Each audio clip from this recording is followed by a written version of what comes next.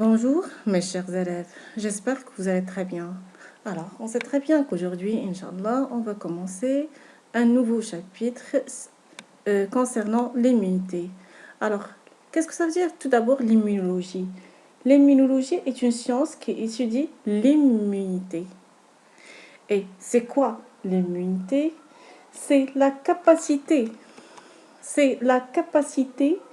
d'un organisme à se défendre contre les substances étrangères infectieuses et c'est l'une des principales lignes de défense de notre corps.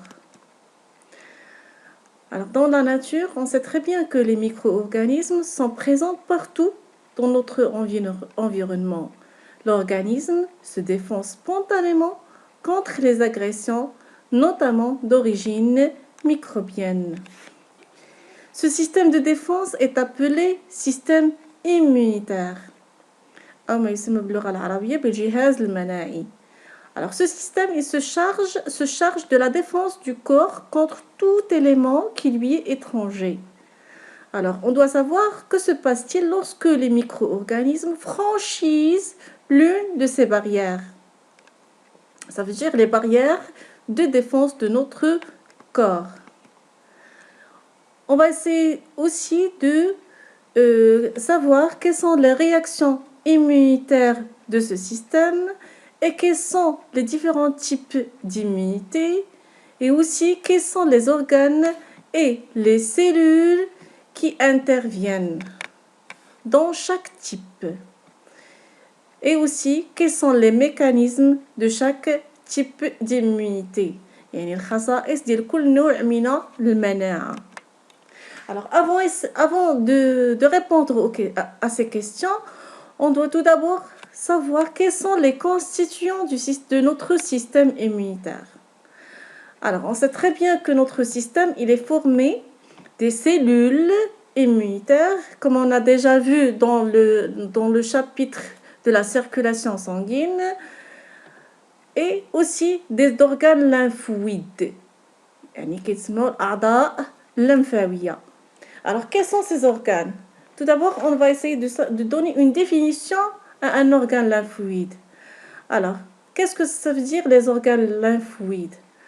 Alors, c'est l'ensemble des organes au niveau desquels se forment ou se regroupent les cellules immunitaires. Alors, après, on va savoir quelles sont ces cellules immunitaires et quels sont les organes responsables de la production de ces cellules et où ils vont se regrouper. Alors, les principaux organes lymphoïdes qu'on a, on distingue deux types.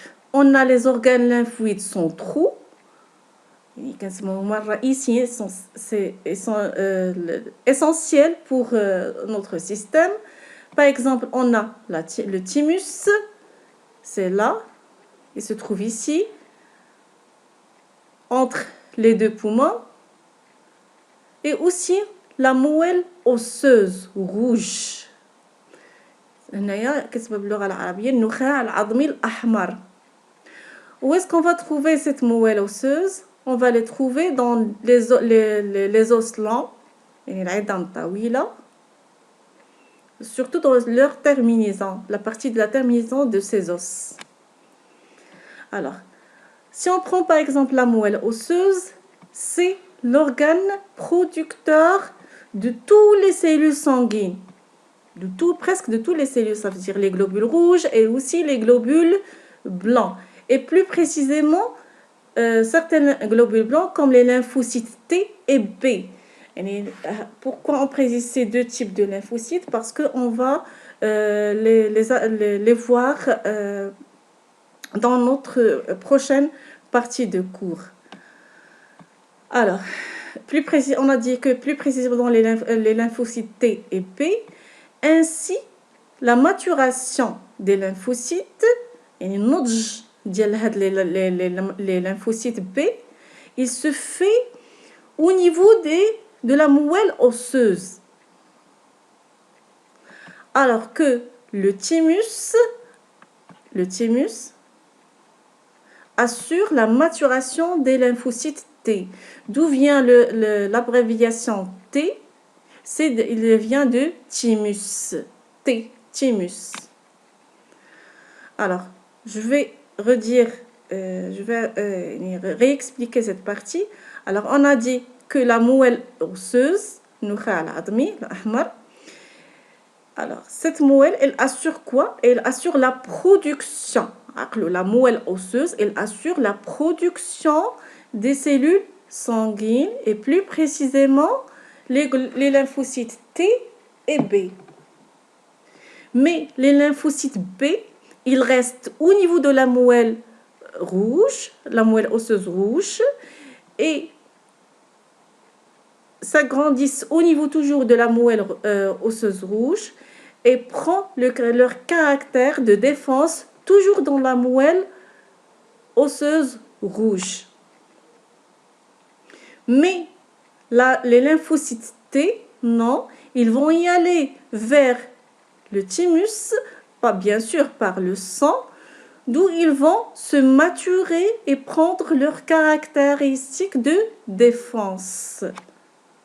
Et après, ils vont se regrouper au niveau des organes lymphoïdes périphériques comme la rate, qu'on voit ici, c'est la rate, et aussi les glandes lymphatiques, et aussi au niveau de l'amygdale, l'awzatan. Alors, ces organes, on les appelle les organes lymphoïdes périphériques parce qu'ils regroupent et ils accumulent les cellules immunitaires. يعني هي المكان ديال التجمع ديال الخلايا المناعية.